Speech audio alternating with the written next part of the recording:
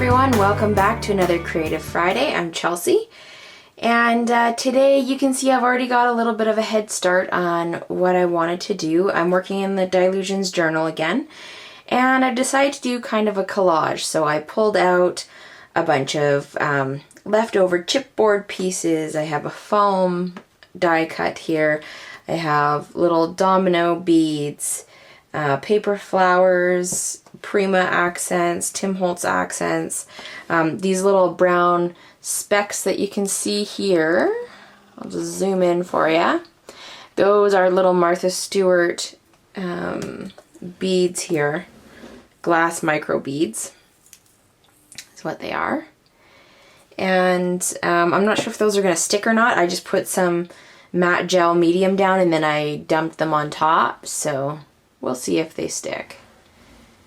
Everything else was stuck down with a hot glue gun. And I just kind of put everything down first, and then I picked them up one thing at a time and started hot gluing them down because I wanted to get an idea of how the collage was all going to come together.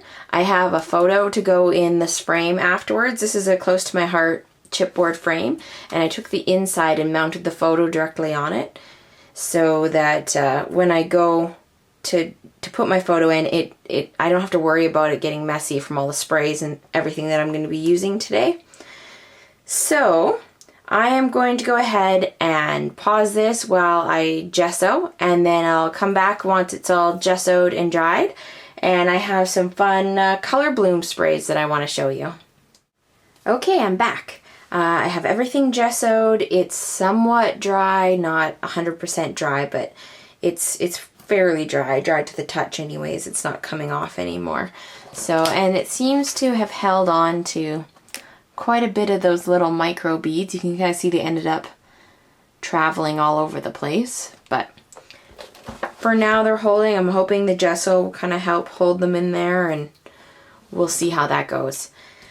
I should also mention too that this kind of collage style is inspired by Finovar. She was originally from Poland. I don't think she's living there anymore. I think she's in Ireland now, but she does a lot of this kind of collage with different elements sort of a look. And if you look on Pinterest or anything, you can find a lot of her work. It looks really cool. So now that I have my background gessoed, I'm just going to leave that for a few seconds and talk to you a little bit about the Prima Color Bloom sprays. They come in this really cute little trigger bottle, which is very different from any other spray. Usually it's just a push top one. And they have this little blue thing that locks in there so that when they're just in storage or you're carrying them somewhere, you can't push the trigger and start spraying mist everywhere. So you definitely want to hold on to those. Those are nice to have on hand.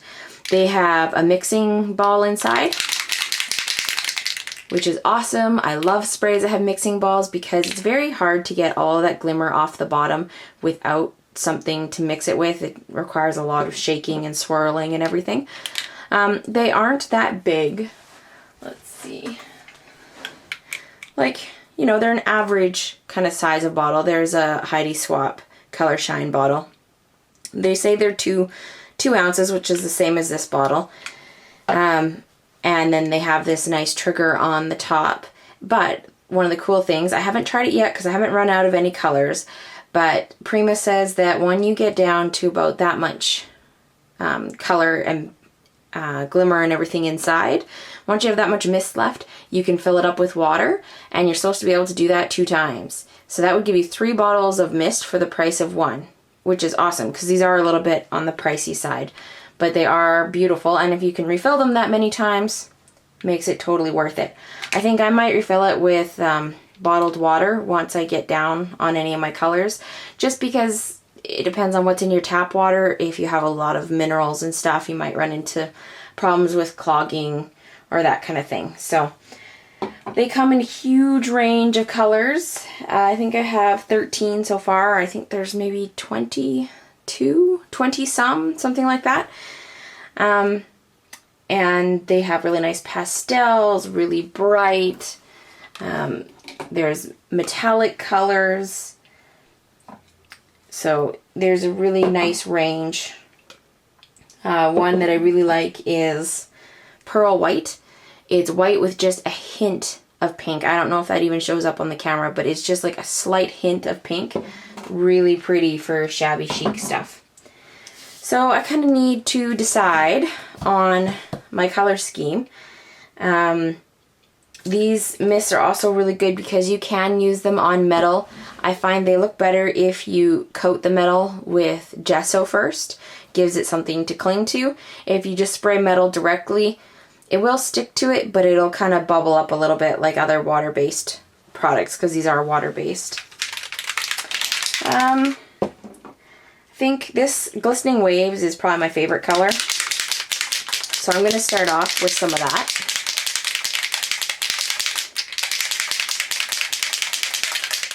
And you'll get an idea of just what a full coverage spray these are. The spray pattern is awesome. Hopefully you can see that. Maybe I'll just zoom in a little bit so you get a little bit closer and you can see. Isn't that amazing? Just like an even, soft coverage.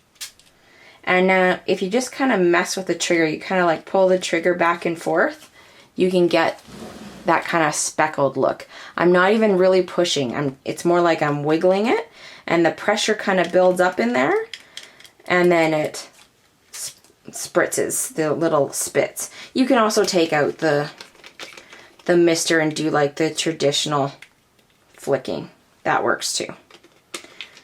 It's just a little bit harder with the way the nozzle is shaped. So it gives you this beautiful all over coverage. I'm hoping the camera's picking up that color. It looks kind of washed out to me, but I think I'm going to throw some silver in there.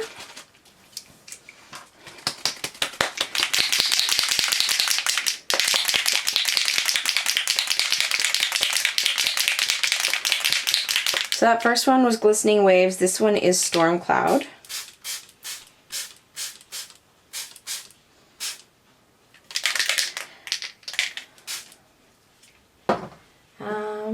Let's see what else we got here.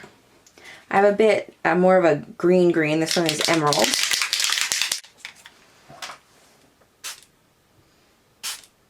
So, and if you want more direct mist, just hold the mister closer to your surface. The farther away you get, the more soft look. The closer you get a more direct, intense color.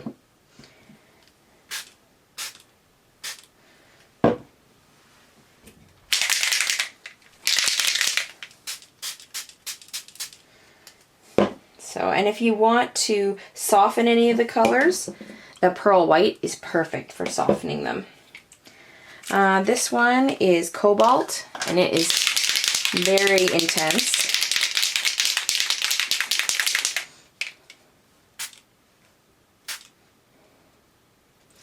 So I'm kind of trying to create some areas here that are, you know, some of the areas are more intense than others. I think I might dry that now, just so that I can layer the color a little bit without it getting too muddy. So I'm just gonna dry this and then I'll be right back. Okay, this is somewhat dry again. I hate waiting for everything to fully dry, so it's not 100% dry, but it's dry enough that I can keep going. I am hoping the camera will pick up on how shiny these are. They are just gorgeous. They just glisten. There's really, I don't think there's any way the camera can really show how amazing they look and how rich they make everything look. I'm kind of thinking I need a little bit more contrast. So I think I'm going to go back in with this blue again.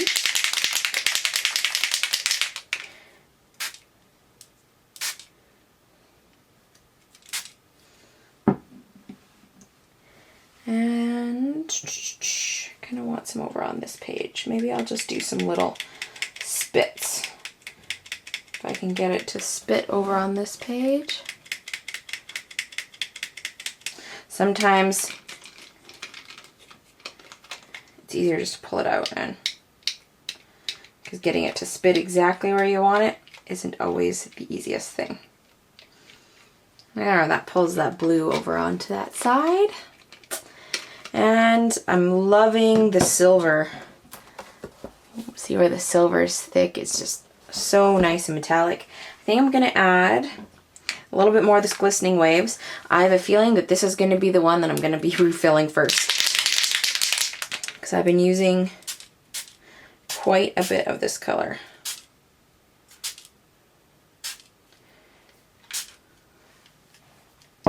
And then I'll just go in and add some more of this emerald.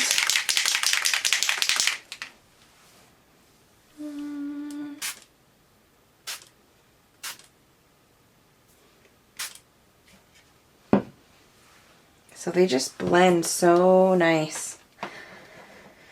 And I'm just going to dry this quickly again and kind of see if there's anything else I want to add. I think I might add some stamping actually, because I have lots of nice empty area. So I might add some background stamping, but I'll dry this and then be right back.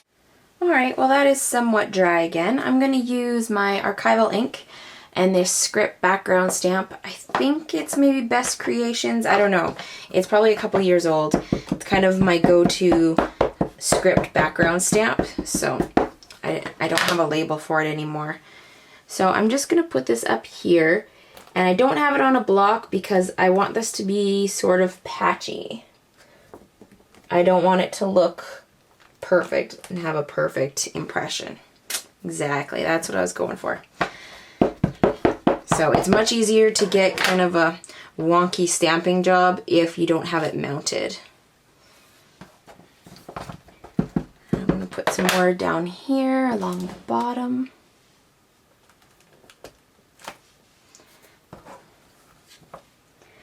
And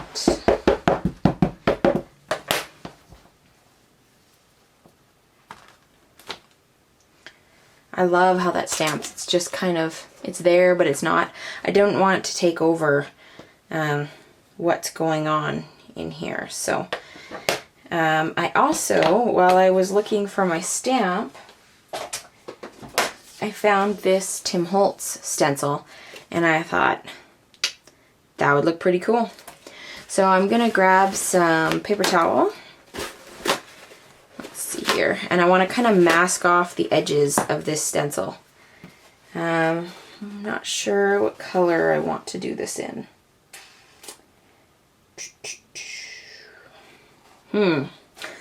Decisions. I don't think I want it to be too overpowering. I have this soft teal and I haven't used that color yet, so it might be just enough difference, or I might have to mix in some of the emerald with it. We will see. So I'm going to put some right here. So I want to mask off these edges. If you don't do that, these mists have a very wide spray pattern, so if you don't mask off those edges, you're going to end up with a rectangle around the outside of your misted area.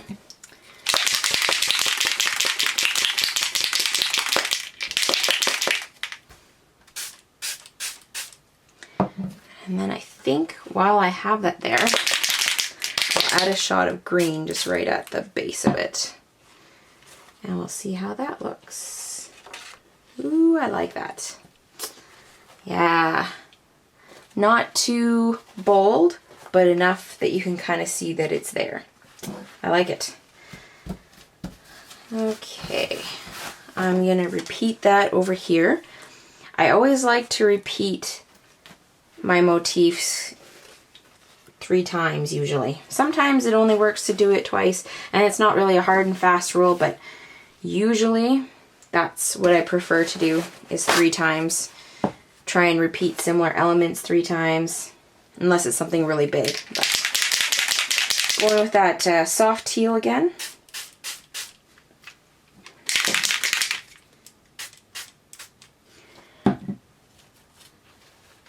Go. And I love how these mist through stencils, because they have such a soft mist that you really get a nice misted image. It's not all blobby and hard to see what you misted. So I'm going to add a few rays just down here at the bottom, in that bottom corner there, just to mimic what I have going on everywhere else. Make it even. So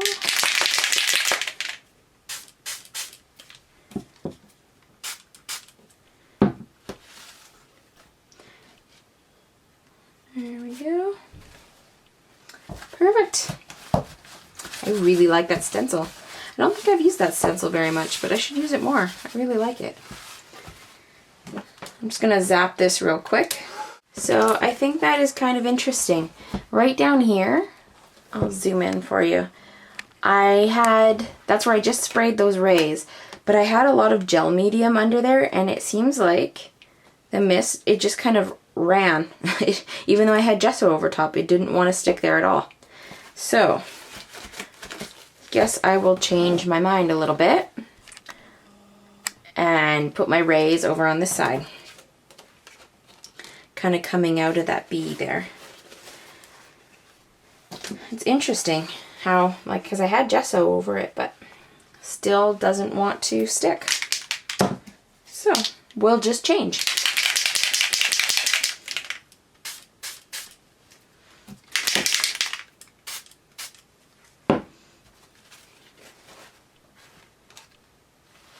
There we go. That's a little bit better. I'm just going to dab up what's on that bee.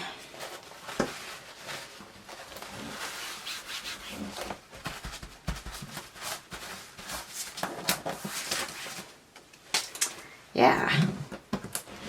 And I think that's pretty much good. The only thing I might still do is add some shadowing. Maybe with some archival, well, maybe I'll add some ink around the edges, and then I will also do some shading with some black ink. I have this acrylic artist ink, and if I mix this down with a bit of water, I think it would be nice to go in and define some of these edges.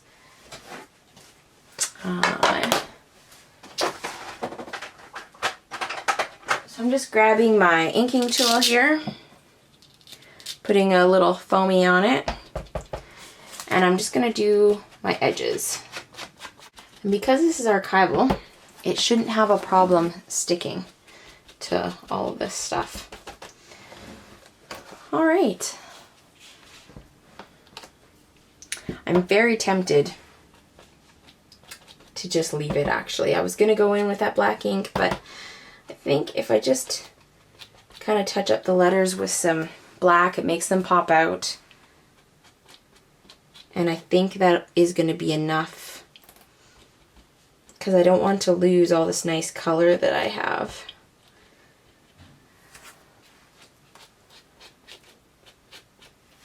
So I think that's going to be enough contrast for me and enough shadows. I don't think I need to add any more.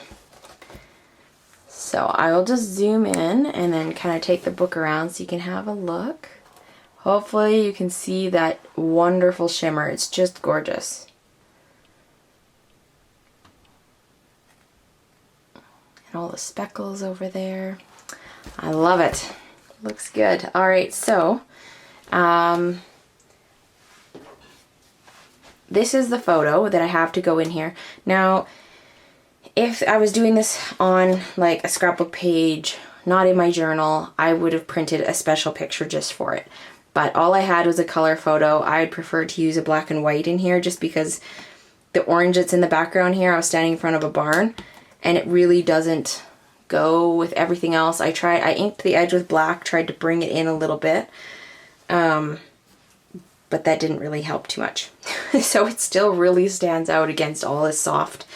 But I don't really care too much because it's just my art journal. And it's not a scrapbook page or a canvas for the wall or anything like that. So I'm just putting some hot glue on here. And all this is actually, I don't know if I mentioned that, is the inside panel that went with this frame. When you buy the chipboard sets from Close to My Heart, like they all come in a sheet. So the inside of that pennant frame was just a rectangle of chipboard. So I took my photo, mounted it onto it, and then just inked the edges. And I think that's it. That is my page for today. So if you hadn't had a chance yet to check out these Color Bloom sprays, you need to check them out. They're awesome. I actually also have a layout that I made with them. I will grab that and be right back. Forgot I wanted to show that to you guys. So this is using similar colors, except I also threw in the iris, which is the purple, which is gorgeous. You can see here the amazing coverage. That is the glistening waves and the soft teal, both sprayed on just a piece of white cardstock. All of this was basically white to start with. These are the Heidi Swap acrylic butterflies. So I put a little bit of gesso on them. These were some Prima flowers that were white with some printing on them, and I gessoed them as well. These little dots that you can kind of see on the page there, those are just enamel dots, which I gessoed over. And then I did some stenciling and some stamping. And I did notice this piece I sprayed just with the iris, and then I stamped on with archival ink. And I did notice, even though my piece was completely dry, the archival didn't want to stick in these really solid areas. So it did turn out kind of distressed, which was totally fine with me. I wasn't going for super crisp anyways, so just a heads up, you might want to use paint maybe to stamp with. That might work a little bit better, or maybe a pigment ink because it's a little bit juicier. But that's all I have for you today. I will be posting another video soon with misting techniques and stencil techniques, just because I get a lot of questions about how do I make stencils work, how do I make mists work, and some of the issues surrounding those. So watch out for that, and I will see you again soon. Bye.